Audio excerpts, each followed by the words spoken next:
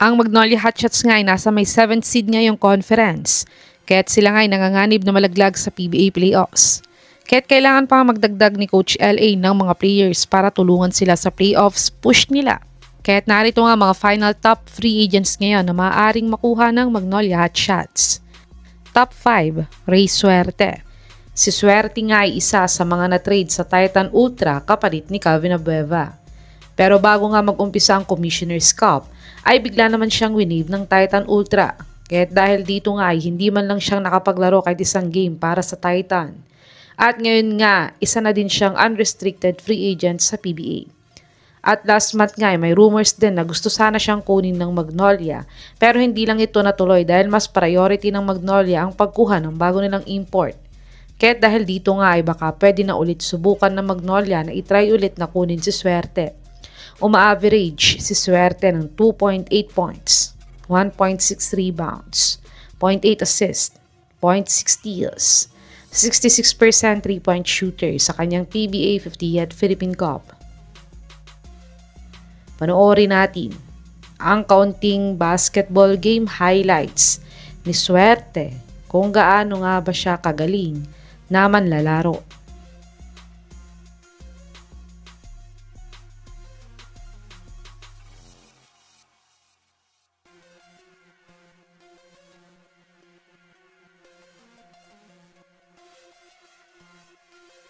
Top 4, Baser Amer. Si Amer nga ay former player ng NLEX Road Warriors. Dahil matapos ngang ma-acquire ng NLEX si Shani Winston bago mag-start ang Commissioner's Cup, ay bigla naman nila siyang binitawan sa unrestricted free agency list nila. Kaya't ngayon nga ay naghahanap ng bagong team itong si Amer para i-sign siya. At dito nga ay pwede siyang subukan ng Magnolia para madagdagan ng mga scorer nila sa team. Nag-average si Amer ng 2.8 points, 3 rebounds, 2 assists, 0.4 steals at 28% 3-point shooter sa kanyang PBA 50th Philippine Cup. Panoorin natin ang kaunting PBA game highlights ni Amer kung gaano nga ba siya kagaling na manlalaro.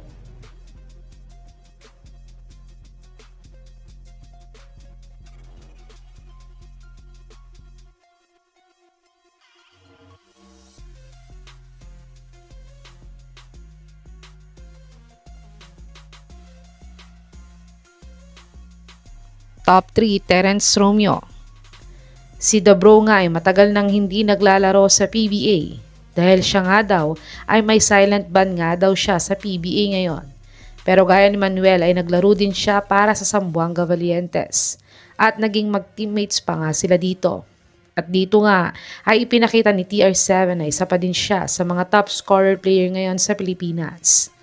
Kaya't kung si Coach LA nga mag-request na kunin si Romeo sa Magnolia ngayon ay baka payagan na agad na makabalik siya sa PBA. Si Dabro ay nag-average ng 10.5 points, 2.5 rebounds, 3 assists, 0.5 steals, 40% 3-point shooter at 80% free throw shooter sa kanyang 2026 35th Dubai Tournament. Panoorin natin ang isa sa mga latest game highlights ni Dabro sa Dubai Tournament kung gaano pa din siya kagaling na scorer player ngayon.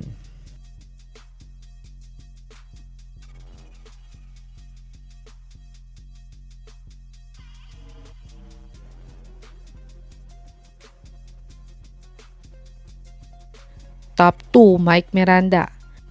Si Miranda nga ay isa sa mga shooting big man ngayon sa PBA.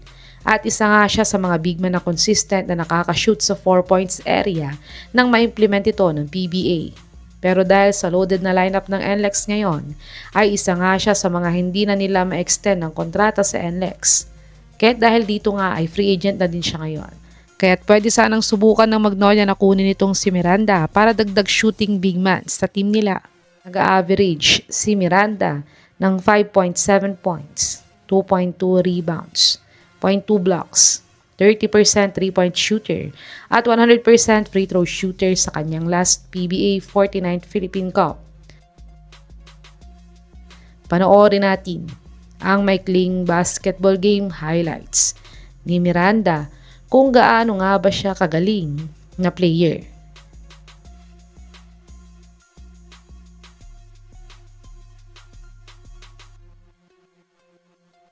top 1 Vic Manuel.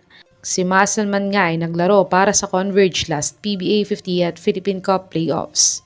Pero ito nga ay short-term deal nga lang, kaya't after ng PBA Playoffs ay natapos din agad ang stint niya para sa Converge.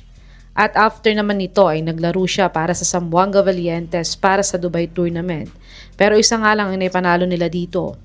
At ngayon nga ay naghahanap ulit si Manuel ng bagong team na paglalaruan niya.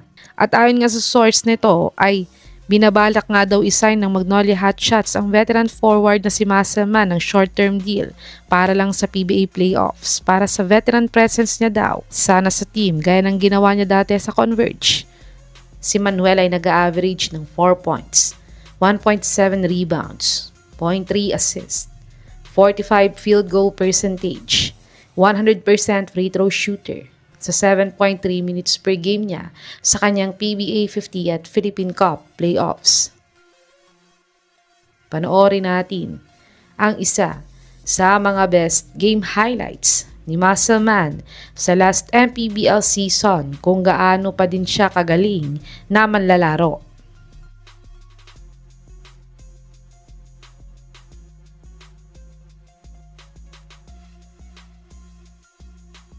Ito ang mga final top free agents para sa Magnolia Hotshots ngayong Commissioner's Cup. Sa tingin mga kababos, sino sa mga top free agents na to ang makakatulong para sa Magnolia para sa PBA playoffs? Sa tingin mga kababos, sino sa mga players na to ang makuha nila ngayong conference? I-comment nyo na po yan sa baba.